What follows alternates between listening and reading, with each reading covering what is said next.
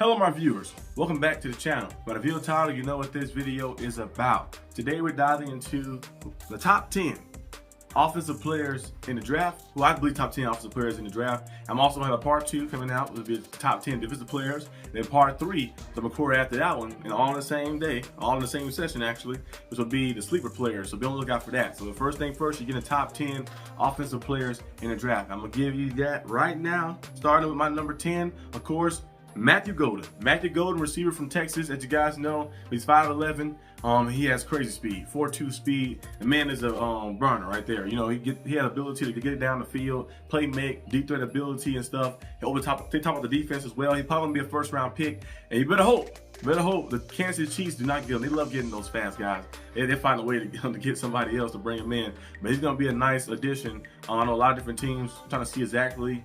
I know somebody mentioned maybe the Chargers could possibly bring him in and stuff. That'd be interesting to see how things shape out. I don't know exactly where we're gonna go fully, but he's definitely a streaker. He has the ability to make plays and stuff when the ball is in his hand as well. Right after the catch is nice as well. And you see a lot of that for a lot of receivers too as well. The ability to have not only speed, but also crafty route running as well, like that, with timing and everything, and know how to use your speed. Not running the route too fast where you take yourself out to play, or not, and just managing everything well. He does a good job of doing that. Matthew Golden is going to be a top level guy at the next level. I think whoever gets him is going to be very, very happy. So I have him at number 10 right here.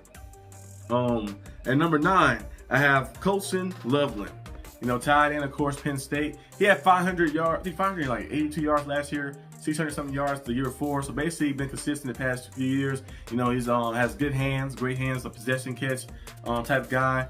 Great catch radius as well too, being 6'6", of course, and also a basketball background. When the guy has that, we've seen it before many times. You know, we've seen it with Jimmy Graham.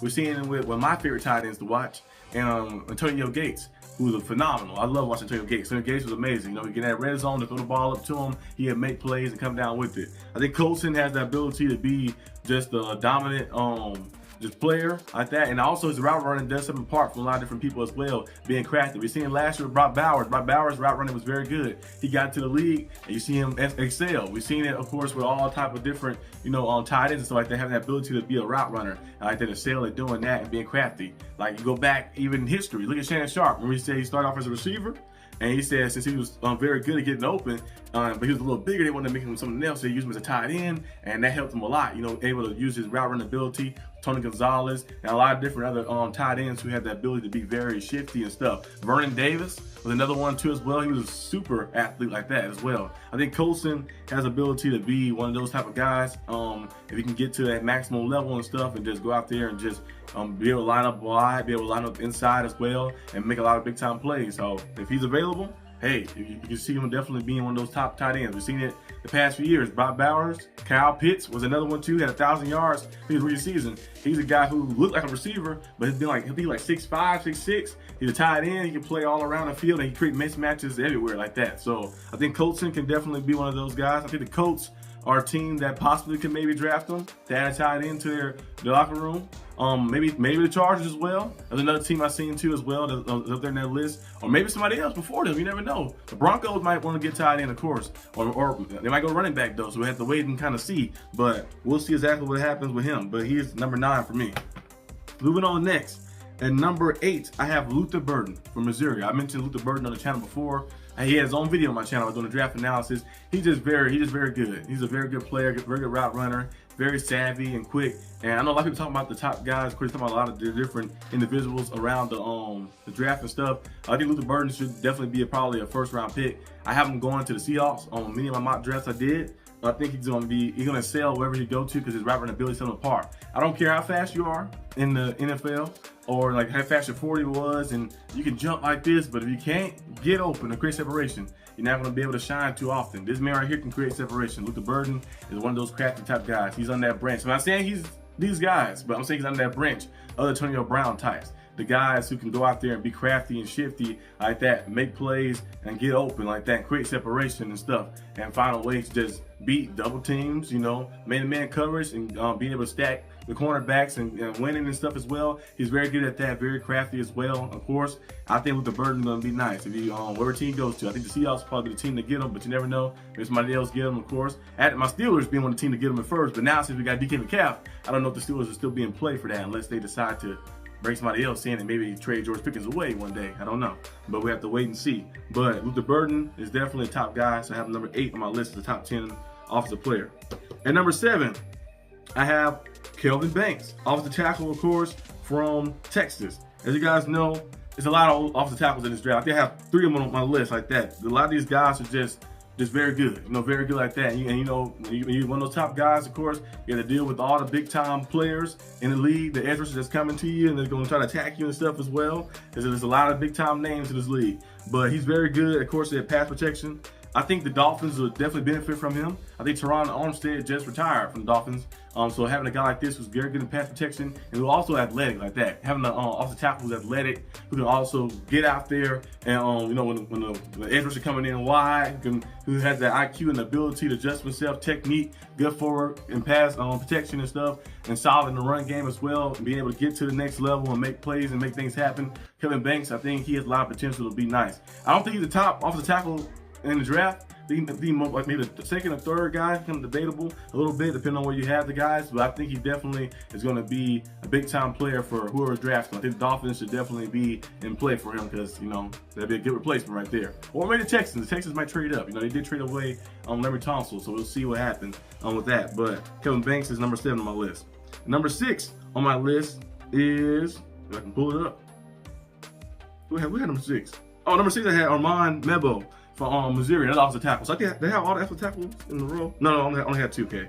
But yeah, but he's a good player too as well. Another athletic freak. A lot of these old linemen nowadays look different. You look at now and you look at then, like the old days, maybe the 90s or something, in the early 2000s, you see the old linemen have kind of changed like that. They have all kind of like advanced themselves.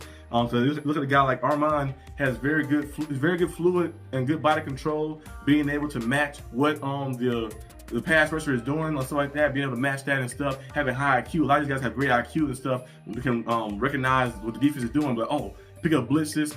They dropping back. It's a bluff blitz like that, calling things out. So having that is always very good to have on your line. So Armand is kind of similar to that. He makes a lot of big time plays, of course, being fluid, being quick, being agile, being great footwork and stuff as well, crafty. So I think he'll definitely succeed a lot. And I got him as a top 10 offensive player because he's going to be he might be a top 10 pick actually, because depending on what teams actually fully need, he could definitely be top 10 pick. So we'll see if he falls, if he's going to be maybe to the Raiders. I don't know, the Raiders will go maybe running back. People keep thinking Ashton Genty might be a Raider, or they might say, let's get off the tackle, they pick the O-line up a little bit or something. But he might be a top 10 pick most definitely because he's a nice player. So we'll see what happens with him, but I have him number 6 on my list. And moving on next to my number 5. If I can find it. Number 5, I have Shedeur Sanders. Shedeur Sanders, quarterback, of course, from Colorado. Shedeur Sanders had 41 total touchdowns last year. Made a lot of big time plays, of course, for Colorado. He's just a guy who every single season you've seen him, he got better. Like I've been watching him since high school because of the Texas Christianity little high school he went to. Remember overtime he used to do the little videos where they were showing them playing their games and stuff like that, kind of like following them with their football and stuff as well. And plus I live in Texas as well, so like that. So I've been seeing him since high school like that. You're like, okay, Shedeur Sanders, you see him here, do you see him get to Jackson State, and you see him play, like, okay, do you see him get better? His pocket presence is better, his footwork is better, and his accuracy is improvement, and then you see him work with Tom Brady and stuff, learning different ways to read the defense as well. His ability to play make, got the pocket got better as well, and then you see him in Colorado and get there, and you see the first year, everything didn't go well. Of course, they started off high, it kind of fell off a little bit, but you watch those games, every game besides that Oregon game was most of them were one-score games like that. Shedeur Sanders, you watch it and look at the numbers and look at his stats. That year was very good stats, and he kept his team in contention every single time, even when everything wasn't perfect around. And that's something you just can't, you gotta have in you. You can't teach that. And then you look the following year as well, when they got better. They won 9 games and made it to the bowl game as well. You see Shedeur Sanders, the clutch ability to be a true leader, the tackles you need to have as a quarterback, the confidence that he has, of course, as well. His pocket presence and be able to throw from the pocket, move from the pocket, also gap the pocket and playmaking stuff as well. Different arm angles he was working on, his footwork and stuff, playing that foot and driving it and getting that ball out there. His deep ball is very nice deep ball. And he attacks the middle of the field at a high level too, which you're going to need that a lot, of course, in the NFL. So I think Shedeur Sanders is going to be a top level quarterback. Now, because I have him 5th on the list, that means he's going to drop, be like somewhere else. I think he's going to be a top 3 pick because based off team needs. Some teams might need, it might be a guy who's the best player on the list that's a receiver, but a team might not need a receiver in the first pick, so they might take something else like that. I feel like we'll see if the Titans take Cam Ward, or Shedeur, or if he falls to number 2, maybe the Browns take Shedeur Sanders, or maybe he falls to 3, which I think the Giants are going to probably take him most likely. You have Russell Wilson there, you have James Winston there,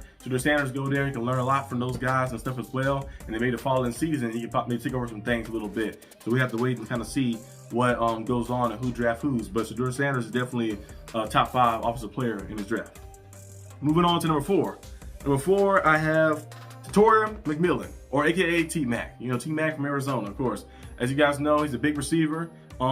He's big, but he uses physicality, of course. He knows how to use his body and stuff, but he's more of a finesse type, I think, than physical type. He is physical though, but he's more finesse type. I like his quickness, his ability to play make when the ball's in his hands, right at the catch is nice. You just see him go out there and be very crafty and shifty when just making plays and stuff like that, being a reliable target, quarterback-friendly target, because you can't miss him. He's 6'5", like that in the middle of the field running, and he creates separation and stuff. He's a good player. He might be the best receiver in the draft, maybe, based off production. Emeka Buka, you know, still good too as well. Of course, like I mentioned, Luka Burden, who I have a top 10 on the list as well, is still good too. And Travis Hunter is kind of like he's a receiver, he's a cornerback. I don't know exactly. So I have him on my list, but I'm gonna get to that a little later. But T-Mac, I think he's a top level player. And so I have him number 4 right here. I think he kind of reminds me. I'm still gonna say Drake London. Drake London is a good comparison for him. You know, a guy who's that height and size, who's physical but relies more on finesse. And, you know, route running ability and playmaking and stuff. Kind of Vincent Jackson a little bit too. Kind of like Vincent Jackson a little bit. RIP to him. But Torium McMillan going to be a nice player in this league. I know people have a little buzz about him. We say they watch for him or do that and stuff. That probably changed. Once you get to the league, they probably change. They probably have different things. Of course, they'll do. But I feel like he goes to a team with a quarterback with a strong arm, a quarterback who's a pass-happy offense. You maybe can see him putting up some big numbers his first year. 1,400 yards, 1,500 yards his first year. Maybe some big time numbers. So we have to wait and see where he goes and stuff. Trying to see exactly. I would say maybe the Raiders could be a possibility as well. They need another receiver. They got Jacoby Myers there. You bring that receiver in. Let's see who else. Cowboys. I had him on my mock draft. Those are the Cowboys one time as well. As you guys know, the Cowboys got CeeDee Lamb. They lost Brandon Cooks already. They need another receiver on the other side, of course, to put their offense up a little bit more. T-Mac would be nice, of course, for them. And they'd definitely be a pass-happy offense. And I think he'll definitely shine a lot, especially with CeeDee Lamb getting a lot of attention. And you're getting one-on-one with different corners. And you're 6'5", with that ability you have, of course, to create separation. I think that would be kind of nice as well. So we have to kind of wait and see, of course, where he goes. But he's definitely a top 10 player. At number 3, I have Will Campbell. Will Campbell is very good. I think he's the best offensive tackle. He is the best offensive tackle in, of course, the draft. Has great grip like that. When he gets his hands on you, he finishes strong like that. He's gonna be just a relentless protector. Gets pass rush, you know, gets the bull rush as well like that. You know, a lot of the pass rushers do that against him. He has great power to maintain that, to hold that, great stability and leverage as well. And also, you know, that great grip strength is very good because you play against those top level guys. You gotta get a hold on them. You gotta be able to get a grab on them like that a little bit and be able to drive them, of course, and be able to be athletic as well. Will Campbell is very athletic, ability to shuffle and stuff. His footwork is nice and stuff, and playing against those top guys. Because when you get to the league, him being drafted high, he's gonna be starting right away. Most likely, he's gonna be a top probably 3, 4, 5 pick. So you're gonna be starting right away. You gotta play against the TJ Watts, maybe the Crosbys, the Myles Garretts, you know, all different guys in the league. Trey Henderson, the Aiden Hutchinsons, the top level guys in the league that can get to you. So he has that ability to neutralize those. We've seen him many times before when he's playing against steep competition at LSU. So I think he's a top 3 player, offensive player, and he's definitely a top 10 player out of all, like offense and defense in the draft too as well. So he's definitely gonna be up there high. So I have him at number 3 on my list. Now moving on to number 2 on my list, I have Cam Ward. Cam Ward, quarterback from Miami. You know, he has a strong arm. He has a cannon of an arm, ability to deliver at the pocket and make plays. And you have to get out the pocket too as well to make plays with his arm too. He's not like him and Shedeur Sanders are pocket passers. Now they don't really run like that. Like you look at rushing numbers, they're not really that high. Maybe like if you count the sack numbers in there, it'd probably be the negatives. But if you count the ones without the sack numbers, it's probably like 100, maybe 200-ish. They don't really run as much. Maybe at the goal line they might run and scramble. They more like the Aaron Rodgers type style, you know, deliver from the pocket. They have to step out, maybe run and get a few yards here and there and stuff as well. They have the athleticism with them, but they do more so damage from the pocket. And I think Cam Ward is just an elite level quarterback. His ability to attack the middle of the field, his touch on the ball in the middle of the field was sets him apart. I think a lot too as well. That strong arm to put the ball and deliver it anywhere in the field. Shedeur Sanders is cool. I like Shedeur Sanders. He's a very good player and stuff. I feel like he'd be a nice addition to anybody's team. But I think Cam Ward, arm talent, a little bit on the strong arm he has like that. You know, people saying the resemblance of Matthew Stafford. Not saying he Matthew Stafford, but resemblance of that. Ability to deliver like that. You know, on different arm angles and be able to push that ball down the field will set him apart a little bit. So I think Cam Ward is definitely the second best player in the top 10 offenses players in the draft. Moving on to number one. Number one, of course, I got Ashton Jeanty. Ashton Jeanty is phenomenal. He can be a Saquon Barkley type. He can be a Chris McCaffrey type, you know, without the injuries. You know, like one of those type of running backs, you know. Maybe Adrian Peterson type, you never know. I feel like he has that ability. A workhorse type of back. One who can catch up the backfield, one who can maybe line up in the slot if he had to too. One who's just very, very, very dominant and stuff. You see what he did in college, of course. You know, he's just one of those guys who has that high motor and rampant. Wherever team gets him, especially if the team gets him a good line. I hope he goes to a team with a good local line where he's not getting beat up, like kind of like Barkley did when he got to the Giants. I'm glad Barkley found the Eagles now, but imagine he goes to a team with a good old line already from the get-go, already off the bat. Ashton Jeanty gonna put up some big numbers. He's gonna be here for a long time and succeeding for a long time. He's a guy who has the most talent, I believe. One of the most talented guys in the draft, and just amazing player. He's an amazing player, phenomenal player in this draft right here. So I think Ashton Jeanty is definitely up there as the best offensive player in this draft. I'm going about talent-wise like that in a sense. But we'll see exactly what truly happens. Now I had Travis Hunter kind of in limbo, because if I was putting him as a receiver, he'd definitely be top 10 up here. He might be like number 5 or 4 or something like that, top 10 offensive player. But I don't know if he's gonna play cornerback or receiver or both in the draft. So I had him at number 11, like that, number 11 on my list, kind of like a limbo. So I didn't know if he's gonna be offense, defense. I don't know exactly what he's gonna do. I know he mentioned he's gonna play both, but like what legitimately he's gonna do. If he actually does play both, that'd be crazy. Imagine you got to pick a guy, if you go out there and put some good numbers up on the offensive side, he put like he had like 800 yards receiving, you know, like that. A few touchdowns as well, but also locking down as elite level cornerback, being a good receiver, elite level cornerback. I don't know what, you get paid man some crazy money, most likely. So we have to see what he chooses though, but I have kind of limbo, kind of know exactly where he's gonna be. But this is all I have for today's video. Hope you guys enjoyed this video. If you did, like and subscribe for more content. And know down below what you guys think, who the top 10, you know, players are in the draft as well, like that for offensive side. And I'll see you guys most likely the next day for the top 10 defensive players. And after that, sleeper players as well. And then you probably get to most likely my mock draft for the Steelers, which will be I think 7.0. So be on the lookout for all that content. And I'll see you guys when I see you. Peace out.